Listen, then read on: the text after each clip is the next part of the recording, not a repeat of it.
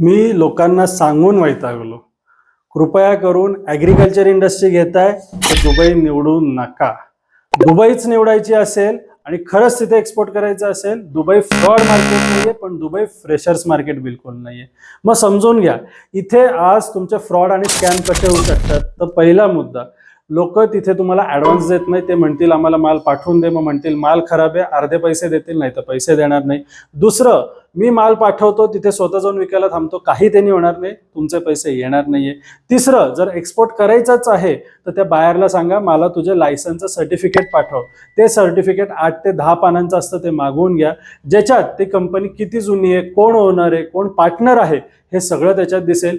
जर ती कंपनी 5-10 वर्ष जुनी असेल त्याच्याबरोबरच ट्रेड करा. चौथं, त्यांचं स्वतःचं दुकान आहे का बघा. पाचवं, ते भारतातनं किती इम्पोर्ट करतायत ह्याचे काही रेफरन्सेस किंवा डॉक्युमेंट मागवून घ्या. आणि ऍक्च्युअल ते लोक एक्सपोर्ट इम्पोर्ट करतायत का नाही हे बघा. कारण की तिथले लोक कॉमन तुम्हाला एक सांगणार उत्तर, हमने ॲडव्हान्स भेजा और हमें पैसा आया नहीं, हमें माल आया नहीं, हे फालतू रिझन देतात. मग कृपया करून जर दुबईलाच एक्सपोर्ट करायचा नाद असेल तर ह्या गोष्टी लक्षात ठेवा, ह्या गोष्टींची काळजी घ्या. किंवा बायर डेटा परचेस करा, त्याच्यात बघा तो किती इम्पोर्ट करतोय भारतातनं, कोणाकोणाकडनं घेतोय, त्याला पैसे आलेत नाही आलेत. महत्वाचं म्हणजे ECGCच्या ऑफिसमध्ये जावा, शिपमेंट तुमची पूर्ण सिक्युअर करून घ्या आणि त्यानंतरच त्याच्यात टाकता. त्यामुळे जर एक्सपोर्टचा विचार करतायत, जागोजागी मी तुमच्या बरोबर तिथे असणार आहे, तुमच्या शिपमेंटसाठी पण बरोबर असणार आहे. नीट विचार करा आणि त्यानंतरच पाऊल उचलून एक्सपोर्टला प्रवेश करा.